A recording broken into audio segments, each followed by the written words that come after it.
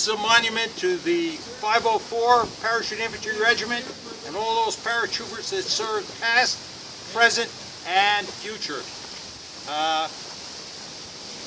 This was put in here on the initiative of a guy by the name of Frank Borelli, who's buried right over there. Frank probably was one of the most annoying human beings God ever created. He's the only guy I ever saw in my life of 75 years who got into an argument with himself. Think about that. But Frank's goal was to deify Colonel Reuben H. Tucker Jr., who was his regimental commander from 1942 until 1948, when they both left the 82nd Airborne Division. Think about that. Tucker was in command for 6 years. You know, that's pretty awesome. In Gavin's book that Brent Gulick talked about, On to Berlin, General Gavin calls Reuben Tucker the best regimental commander in World War II. Now, you know, being realistic, I don't know if we could say that, but he certainly was an outstanding battalion commander. Regimental commander, excuse me. So Frank got his dream at the, with the result he made a lot of enemies, but nevertheless, he was the prime mover in putting this in place.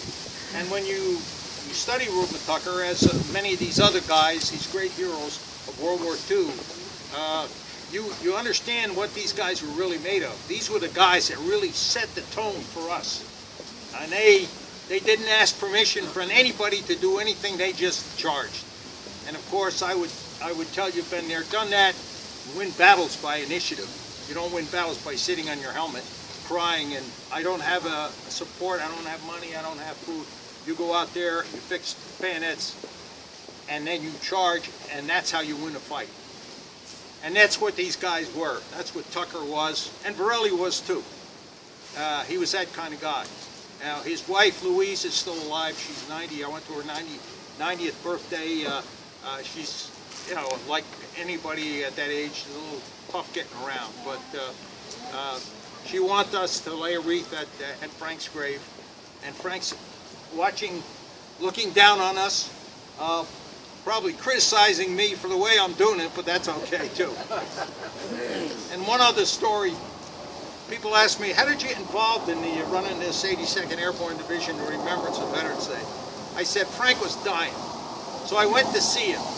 And he took my hand and he said, Paul, you'll keep up the tradition. What am I going to tell him? No? So here I am 13 years later. Anyway, it was a great regiment.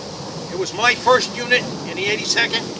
My regiment is the 505 because I commanded the 1st of the 505, but there's always a place in my heart for the 504 because many of those great NCOs that fought World War II were still in the outfit when I joined it in 1962.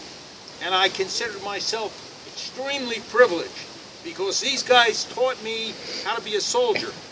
Yeah, I went to West Point and I did all that stuff, but I learned my soldiering as a lieutenant in the 82nd Airborne Division. So, we'll honor these guys, Mr. President. We'll uncover the wreath. Present all.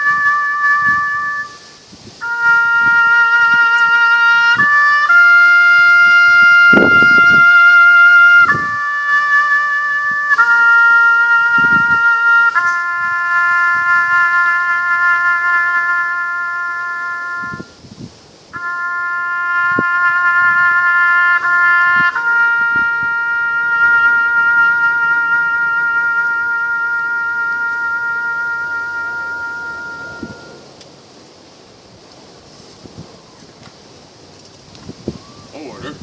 On. Okay, folks, we'll return to our cars and we'll go, and the next unit to be honored is the 11th Airborne Division.